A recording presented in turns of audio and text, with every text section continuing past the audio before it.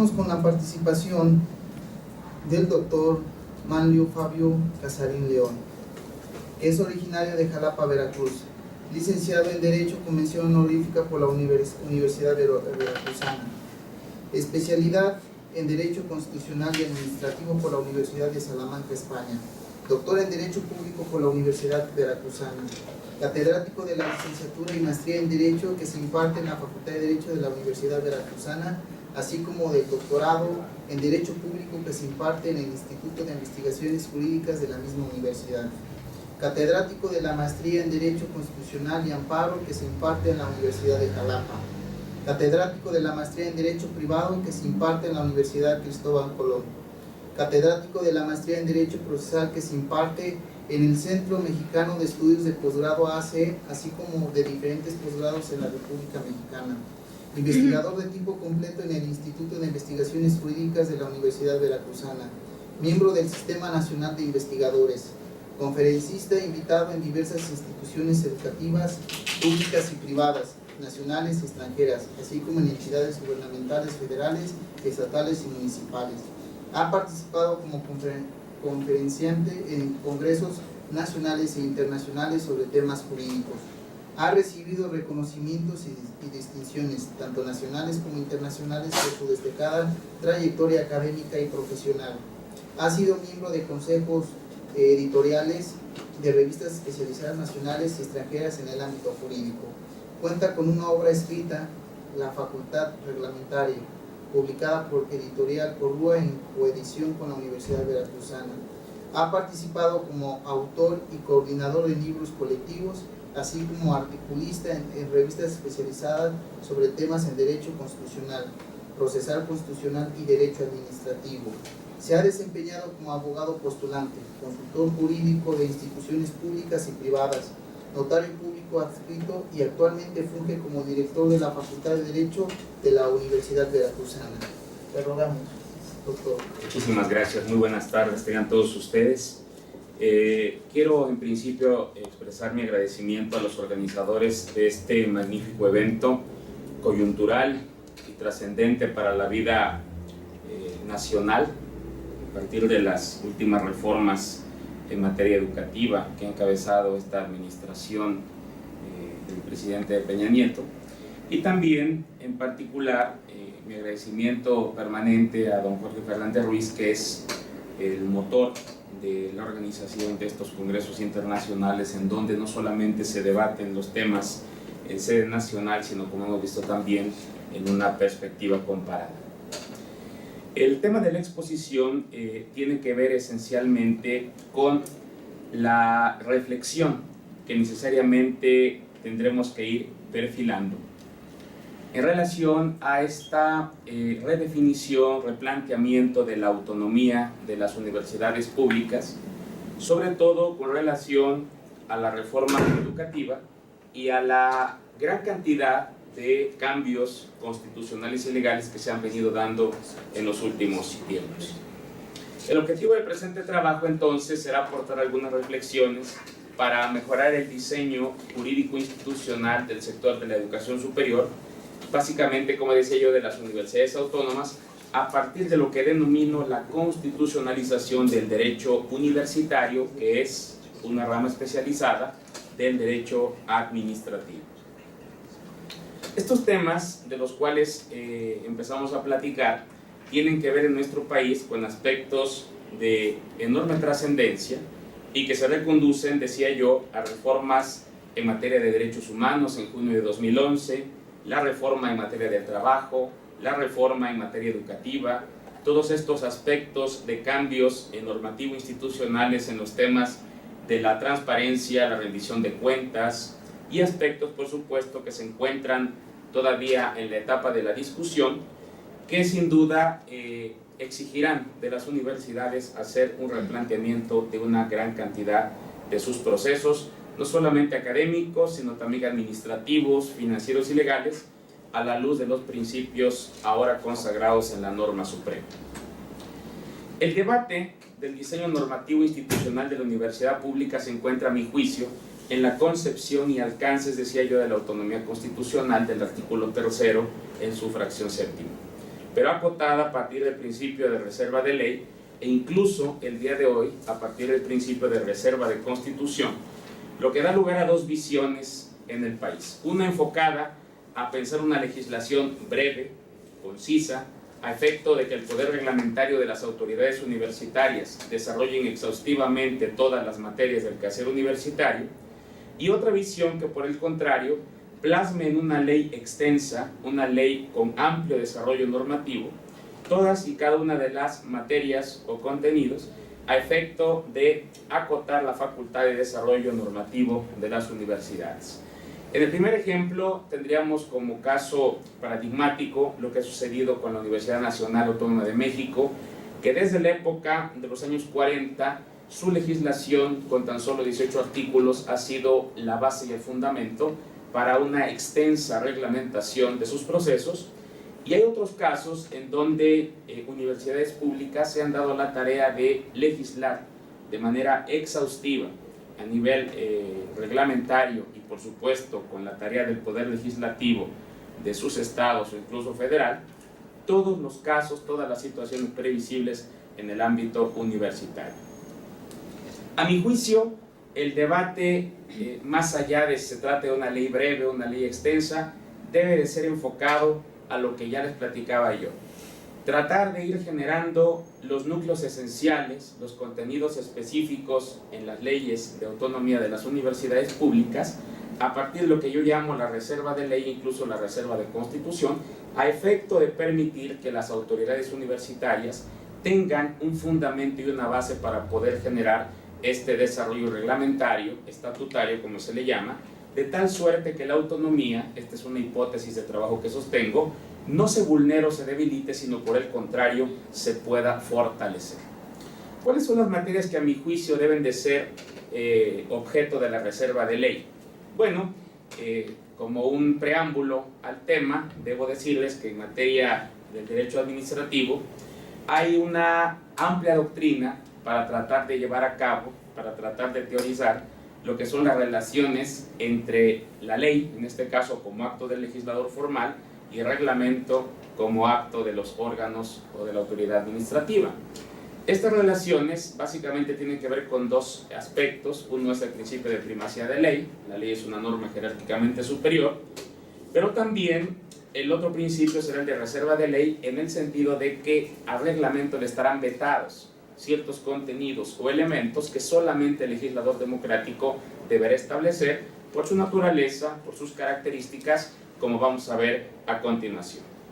Estas materias entonces, que a mi juicio deben de ser el objeto de una ley orgánica de una universidad autónoma, son, por ejemplo, la competencia genérica de las autoridades universitarias. Ustedes saben que es una regla de oro, de acuerdo al principio de legalidad de la autoridad administrativa, el hecho de tener específicamente detallados los alcances, cuáles vienen siendo estos temas con absoluta concisión de las autoridades universitarias, así como la organización estructural del modelo académico administrativo que en ese momento esté llevando a cabo la universidad. Lo comento porque la competencia también da lugar a temas imprescindibles de coordinación interinstitucional, a temas de comunicación interna y sobre todo a partir de esta importante necesidad que los aspectos decisorios, la política universitaria o el proyecto que en un momento dado contenga la Universidad Autónoma, pues evidentemente sea consistente y no genere esta serie de antinomias, esta serie de paradojas o inconsistencias que muchas veces en el nivel reglamentario, por ausencia o oscuridad de la ley, se llegan a presentar. Otro tema que tiene que ver con el reciente cambio constitucional en la reforma de junio de 2011 en materia de amparo y derechos humanos, pues es precisamente la necesidad de consagrar y de puntualizar los derechos y obligaciones de los integrantes de la comunidad universitaria. Generalmente las leyes de autonomía, las leyes orgánicas, transferían esta facultad a las autoridades colegiadas de la universidad, consejo universitario, etcétera, para que ahí se establecieran en los estatutos, tanto de alumnos como de personal académico, etcétera, los derechos y obligaciones de esta comunidad universitaria. Creo que el día de hoy el tema de los derechos es un tema muy delicado, no solamente por cuanto hace a la necesidad de armonizar la ley universitaria con todo este paradigma, en donde, como ustedes lo saben, nuestro país hace 2 años incorpora el derecho internacional de los derechos humanos en su artículo primero, y tan solo esto llega a generar ya un inmenso campo, en este caso de prerrogativas o de libertades fundamentales, que es necesario también armonizar en la propia ley secundaria. Y esto lo comento porque no solamente se trata de llevarlo a su positivación, sino también tratar de prevenir o tratar de generar un blindaje, vamos a decirlo así, para desincentivar conductas que vemos que, no obstante pareciera que en automático funcionan y puedan en un momento dado tener eficacia, pues vemos que en la realidad dejan mucho que desear. Es todavía del conocimiento de todos ustedes que, no obstante de que los derechos humanos de fuente internacional y de fuente constitucional establecen ciertas, vamos a decirlo, amplitudes, ciertos alcances del derecho, en el ámbito universitario es una de las realidades más sensibles en donde todavía esos derechos no se llegan a respetar del todo. Por ejemplo, temas tan sensibles como el derecho a la no discriminación, temas tan sensibles como la objeción de conciencia y otros más que, de alguna forma, la universidad, a pesar de su autonomía, a pesar de esta configuración que tiene en la Constitución garantizada, pues necesita en este sentido reconocer, porque se trata de derechos de carácter constitucional, están en el máximo nivel jerárquico y por lo tanto se deben de armonizar. Otro tema de la reserva de ley es el fortalecimiento de la posición institucional de las universidades públicas. Este es un tema muy sentido porque me parece que la autonomía también tiene que ver necesariamente con las posibilidades reales, y hablo también por supuesto jurídicas, para que la universidad pueda cumplir a cabalidad con las tareas sustantivas. Es importante en este punto que a la universidad pública, con esa autonomía especial, se le pueda dotar de mecanismos o de instrumentos procesales a efecto de que pueda defender su órbita de competencia, la naturaleza de sus funciones frente a la intromisión de otros poderes u órganos del Estado que afecten esencialmente su funcionamiento. Un tema que es muy sentido en el país con relación al régimen jurídico de la Universidad Pública Autónoma es el tema financiero. Ustedes saben que muchas veces la imposibilidad de la universidad para poder ir a un tribunal, para poder ejercer una acción procesal constitucional a efecto de reclamar un recurso público que le corresponde, muchas veces pues llega a tener una serie de situaciones ahí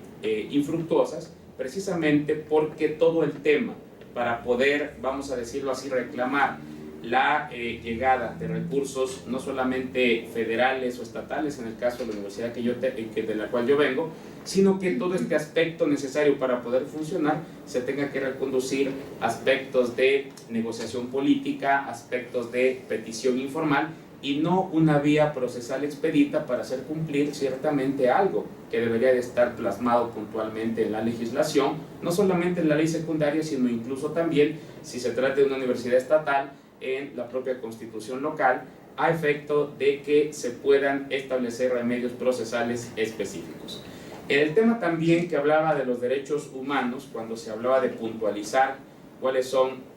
los atribuidos a la comunidad universitaria, quiero decirles que un paso importante, haciendo alusión a un comentario que hacía el doctor Juan Carlos Benalcázar, es que es hasta abril de este año, 4 de abril de este año, cuando el legislador secundario reglamenta la reforma de 2011 en materia de amparo y en uno de sus primeros artículos deja entrever, obviamente no es un tema que haya dejado satisfechos, en este caso a quienes nos dedicamos al estudio de estos temas, pero deja entrever la posibilidad de que se establezca la eficacia horizontal de los derechos humanos con este famoso amparo contra actos de particulares. Como dice la redacción, bueno, el amparo también podrá ser posible en el caso de actos de particulares que tengan facultades normativas expresamente establecidas en la ley. Y esto es algo muy importante porque la primera pregunta que surge, ¿qué tipo de particulares? Es decir, tal parece que el legislador nos dejó en las mismas porque aquí habría que hacernos varias preguntas. Es un concesionario de un servicio público, es una, vamos a decirlo, transnacional, un poder fáctico de naturaleza económica, de naturaleza social, una ONG, un sindicato, las propias instituciones financieras, los medios de comunicación. ¿Qué se entiende por particular para efecto de la procedencia de este nuevo amparo? Entonces, a pesar de que ya está consagrado desde abril, me parece que será una tarea importante de la Suprema Corte y de la jurisprudencia de los tribunales federales, tratar de ir acotando lo que se entiende por particulares para que pueda tener esta eficacia. ¿Y por qué viene el caso? Porque, bueno, estoy hablando de la universidad pública. Imagínense ustedes que el día de hoy, con enorme frecuencia, los tribunales federales, ante ciertos actos de las autoridades administrativas universitarias, están paulatinamente etiquetando o calificando como autoridades responsables a entidades educativas que anteriormente no tenían ese carácter.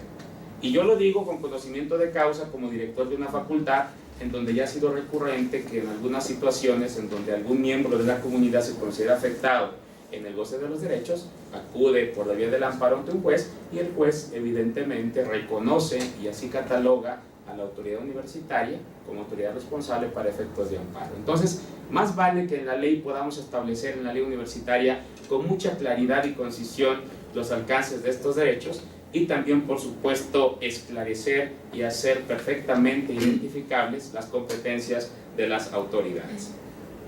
Otro tema que tiene que ver, bueno, aquí para concluir el tema del fortalecimiento de la posición institucional, mi propuesta es que se les otorga legitimación activa a las universidades públicas para que puedan recurrir esos actos o omisiones vía controversia constitucional o acciones de inconstitucionalidad cuando se trate de actos que vulneren o restrinjan toda esta órbita constitucional de acción reconocida en el artículo 3 de la Constitución Federal y en las constituciones estatales, como es el caso de mi universidad en el artículo 10 de la Constitución Política de Veracruz. Otro tema que me parece que es fundamental, que constituye la reserva de ley en materia de derecho universitario, es la regulación del procedimiento administrativo. Esto, por supuesto, no solamente es en abstracto, tiene que incluir recursos, medios de defensa para cualquier acto de autoridad administrativa, en donde observamos que no se trata de ninguna forma de establecer aquella vieja postura, recordarán ustedes, cuando algunos autores, en este momento solamente recordaría algunos pocos, sobre todo en el derecho alemán, cuando se hacía una distinción o una diferencia entre lo que eran los reglamentos jurídicos y los reglamentos administrativos. Se decía, bueno, el tema de la normatividad administrativa pues es un tema que tiene efectos internos. El tema de los reglamentos jurídicos verdaderamente restringen o ponen limitaciones al uso o goce de los derechos. Bajo esta perspectiva me parece que es muy importante entender que cualquier acto de la vida universitaria por el tema de los derechos humanos, ¿verdad?, es susceptible de causar afectación o invadir la esfera de un derecho humano. Y esto es importante mencionarlo porque entonces la ley debe de ser muy clara, dejando un procedimiento administrativo, ¿verdad?, que en todo momento tenga esos elementos de constitucionalización, que respete adecuadamente el debido proceso, que le otorgue la garantía de audiencia a los afectados, que exija la motivación y fundamentación de las resoluciones. Y bueno, ustedes saben que a la luz de la reforma de 2011 también se establecen innumerables preguntas. Por ejemplo, ¿será posible aplicar la presunción de inocencia en materia del procedimiento administrativo sancionador? Bueno, habría que irlo reflejando en el tema del derecho universitario, pero yo solamente lo dejaría ahí nada más como una referencia. Entonces el procedimiento administrativo me parece que es muy importante, estableciendo, decía yo, los medios de defensa para cualquier acto y sobre todo que este elemento esté establecido en la legislación precisamente para que la autoridad pueda realizar actos no solamente consistentes, bien justificados, sino también actos que a la hora de ser combatidos, pues evidentemente puedan generar tanto la adecuada defensa del afectado como el ejercicio también expedito de los actos de la autoridad universitaria. Esta regulación del procedimiento administrativo me lleva a otro tema que tradicionalmente dejan de lado las legislaciones universitarias, que es el tema de la supletoriedad. Y este es un tema muy delicado. Generalmente, cuando nos enfrentamos a situaciones, vamos a decirlo así, en la cual se enfrentan intereses de la institución, con posibles afectaciones de derechos, a veces no hay una respuesta, a veces hay oscuridad, a veces hay deficiencia en la legislación formal y en la legislación reglamentaria, los estatutos, que empiezan a poner en serios aprietos a la institución.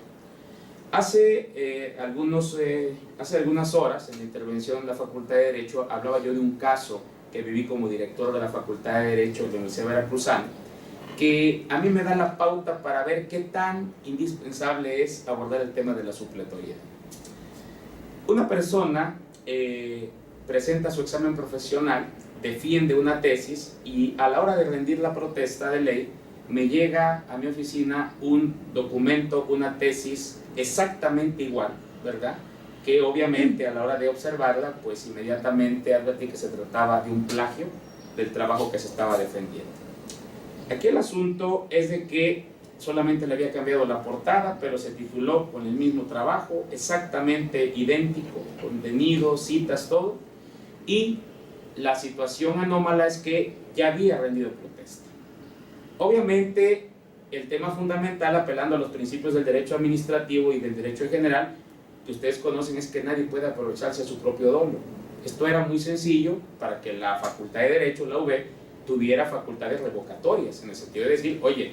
tú hiciste eso con plena conciencia y conocimiento que estabas violentando la legislación y por lo tanto vamos a realizar la revocación del acto administrativo, del acta de titulación, para que evidentemente te sometas a un procedimiento sancionado. No lo pudimos hacer porque nuestra ley orgánica, que es de 1993, no habla de ninguna supletoriedad. Ciertamente el Código de Procedimientos Administrativos de Veracruz sí establece posibilidades revocatorias para las autoridades administrativas, pero la ley universitaria no lo contempla. Y esto es más grave aún cuando en la propia legislación se remite la supletoriedad a leyes que son totalmente distintas en su naturaleza y alcance de las normas de derecho público. He visto leyes de autonomía universitaria que remiten como supletoriedad a la legislación procesal civil, por ejemplo. Entonces, es un tema muy delicado que me parece que sí tendría que ser materia de reserva legal, el tema de la supletoriedad, para que en todo momento lo que no prevea la legislación universitaria sí tenga, en este caso, un soporte atrás para poder resolver problemas que se están presentando. También la reserva de ley debe de contemplar la regulación para la explotación de franquicias, patentes y marcas, así como la administración de patronatos o fideicomisos, e incluso el tema de las sanciones pecuniarias. Igualmente, creo que todos nosotros sabemos o conocemos que muchas veces las cuestiones internas de la universidad funcionan a veces de manera automática, funcionan a veces de manera involuntaria o inconsciente, y yo les ponía como ejemplo en la charla de la mañana el tema de las multas, por ejemplo, que se aplican en el ámbito de la biblioteca. Cuando una persona no entrega a tiempo el material que ha obtenido, se le acumula una cantidad específica que tiene que pagar. La pregunta es, ¿y cuál es el fundamento para esa sanción pecuniaria? Está en la ley. ¿Tiene en este caso un sustento normativo para que yo le exija como autoridad a una persona pagar una cantidad de dinero? Son temas que aparentemente tienen simpleza, pero me parece que deben de tener una previsión bastante clara, concisa en la legislación, precisamente para que de ahí se desprendan esas facultades sancionatorias, sobre todo en el tema pecuniario, y como decía yo, en el tema de la administración de patronatos o fideicomisos. Acuérdense que este es un tema importante que no tiene nada que ver con el tema de la gratuidad de la educación. El tema del patronato o los fideicomisos en el ámbito universitario generalmente es un recurso que aporta voluntariamente el estudiante para resolver ciertas necesidades o aspectos que requiere su entidad académica, pero que en el manejo, pero que en el tema de la administración, y ahora que está de moda el tema de la fiscalización y la transparencia de recursos, necesita tener una homologación, ¿verdad?, a partir de todos estos elementos legales. Esto también, pues obviamente impacta en otros temas de administración o gestión estructural, como es el tema de la recientemente aprobada reforma en materia de contabilidad gubernamental. Bueno, la ley universitaria se tiene que armonizar con estos aspectos también. Y por supuesto, incluiría también el tema de la reforma educativa. ¿A qué me refiero? Una situación que puede reflejarnos un contenido de reserva de ley es que el día de hoy si observamos que la primera generación de reformas en materia educativa han impactado a los niveles de educación, en este caso antes de la educación superior, me parece que la segunda generación viene directamente enfocada al tema de la educación superior, al tema de las universidades, al tema ya propiamente de nuestro ámbito de actuación. Por lo tanto, me parece que es imprescindible que nos adelantemos a este importante acontecimiento, y aquí se propone, como elemento de reserva de ley, establecer las bases generales. Hablo de bases generales para el ingreso, la promoción y permanencia del personal académico. Generalmente esto está en estatutos, está en reglamentos, pero ahora el tema de las bases generales es muy delicado, porque ustedes ya han observado que se trata de garantizar ahora una educación, sí, hacer posible el derecho humano, pero seguida de un calificativo que es la educación de calidad. Y esto exige adoptar ciertas decisiones, blindar ciertos procedimientos para que podamos tener primero el acceso de maestros idóneos, para que podamos tener la adecuada, vamos a decirlo, realización del proceso de enseñanza-aprendizaje, porque lo que dijo el doctor Jorge Enrique Romero no es en este caso desconocido, ni tiene diferencia con México ni los países de la región, no nada más a nivel de posgrado. Como directivo lo vivimos todos los días. En la contratación de personal académico podemos tener a la persona más diestra en el ámbito jurídico, una persona que tiene altos méritos por su formación profesional, incluso de posgrado, pero hay un pequeño detalle que recurrentemente acusan los estudiantes, que es que no sabe transmitir los conocimientos. No tiene pedagogía, no tiene didáctica para hacerlo. Y esto, por supuesto, va a requerir que en la propia ley establezcamos bases mínimas, pero que sí garanticen cuando menos esta uniformidad, para que la legislación o la reglamentación a nivel de comunidad universitaria no deje de tomar en cuenta estos aspectos. Por ejemplo, los programas de formación docente, por ejemplo, la experticia acreditada en materia de docencia superior, etcétera, y también con ello otras bases generales para el establecimiento de programas tendientes al aseguramiento de la calidad de los programas educativos y la certificación permanente de sus egresados. Es decir, ya no son temas de opción, no son temas en los cuales haya una posibilidad de optar por ello o no, sino que la reforma constitucional en materia educativa tal parece que así lo va a perfilar. Evidentemente también me parece que es muy importante la armonización, decía yo hace rato, de las leyes de transparencia y acceso a la información, protección de datos personales y contabilidad gubernamental. Hace rato también ponía un ejemplo que es bastante revelador de esto que les estoy mencionando. Generalmente los directivos o autoridades universitarias actuamos a partir de conciliar una serie de intereses, a veces no establecidos formalmente en la norma. Les ponía yo el caso de las calificaciones de los estudiantes de un programa de licenciatura. Llegan los padres, que son las personas que mantienen o que todavía soportan económicamente al estudiante, llegan a ver al director de la facultad o a la secretaria y le dicen: venimos a ver cómo está nuestro hijo, queremos ver cómo va. Entonces uno de buena fe, ¿verdad?, con todo el sentimiento y disposición de colaborar, le puede proporcionar las calificaciones. ¿Qué creen? Que las calificaciones son datos de carácter personal. Entonces el tema no es menor si pensamos que en la legislación universitaria debemos hacer un ejercicio también de tratar de armonizar ese tipo de aspectos para el efecto de que la autoridad tenga exactamente, ¿verdad?, y con claridad el alcance de sus atribuciones, y no por este tipo de desconocimiento o por, vamos a decirlo, ignorancia, o porque pues, ya los cambios legales han venido, esté infringiendo la norma y pueda ser sujeto incluso de responsabilidad. Por eso es muy importante que tratemos de dar esta actualización, ¿verdad?, con este tipo de temas, porque, repito, en el ámbito universitario son bastante delicados. No es el tema de las calificaciones nada más de los estudiantes. En el estado de Veracruz recientemente hubo una publicación en un periódico de amplia circulación en donde se dieron a conocer las evaluaciones al personal docente realizadas por los estudiantes.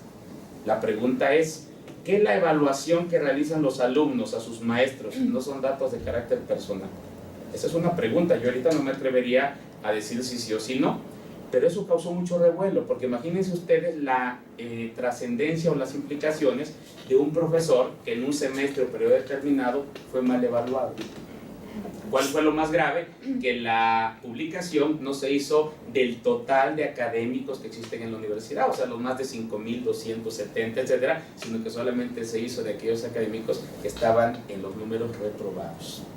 Entonces, ¿son datos de carácter personal? ¿No lo son? Etcétera. Todo eso me parece que hay que irlo perfilando en este tema de armonización, ¿verdad?, de estas leyes que se han venido generando a partir de pues observar la trascendencia o implicaciones que tiene. Voy a finalizar con el tema que me parece que también es vital del derecho universitario, sujeto a la reserva de ley, que son las faltas y sanciones. Acuérdense ustedes que el día de hoy hay una enorme necesidad de apostarle ciertamente al tema de los derechos humanos, pero también al tema del fortalecimiento de la fundamentación del agarre normativo que se tenga en el actuar de la autoridad administrativa, sobre todo en este ámbito tan sensible. En el ámbito de la universidad, generalmente las faltas y sanciones están establecidas en los estatutos, en los reglamentos. Quiero decirles el día de hoy, con estos temas ahora del nuevo amparo, de los derechos humanos, del control de convencionalidad, del principio pro persona, del debido proceso convencional, no ha sido la primera y última vez que una sanción, vamos a poner la mínima, una expulsión, una suspensión, etcétera, se haya caído por un recurso de amparo, ¿verdad? Porque la falta, porque la sanción está tipificada en una norma reglamentaria. Y esto es importante decirlo, porque en materia sancionatoria, independientemente de que estemos en la universidad, una sanción afecta al derecho del integrante de la comunidad. Y como lo sabemos, esencialmente el derecho administrativo sancionador goza de esa identidad, goza de esa, vamos a decirlo, equivalencia con el derecho penal en dos aspectos: en que se tiene que satisfacer el principio de legalidad y el principio de tipicidad. Entonces yo creo que es muy importante que pensemos en tratar de generar estas hipótesis, ¿verdad?, que se puedan en este caso elevar a un rango legal, precisamente para que no se nos caigan este tipo de sanciones o este tipo de actos de autoridad que a veces es necesario aplicar para mantener el orden y la normatividad de nuestras instituciones. Y finalmente, las bases para el establecimiento de códigos de ética. Y esto es algo que también nos los ha dado la experiencia vivida en la trinchera, sobre todo cuando algunas cosas que aparentemente son abstractas deben de ser a lo sumo precisadas, ¿verdad? Deben de ser en este caso dirigidas en una explicación mínima para que no se cometan arbitrariedades. Preguntaba yo también al auditorio en la charla de la mañana, ¿qué es la libertad de cátedra? ¿Alguien se ha preguntado qué es la libertad de cátedra? Bueno, nos queda claro que en la Constitución está contemplado, se respeta la libertad de investigación, la libertad de cátedra, pero esto a la luz de la realidad se ha traducido en absurdos, como por ejemplo cuando llega el estudiante y dice, oiga, es que el profesor me enseñó derecho penal dando contenidos que no están establecidos en el programa, se salió de la temática, nos dio otra cosa y nos reprobó. Y cuando fuimos a reclamar, cuando establecimos pues la inconformidad, nos dice que es su libertad de cátedra.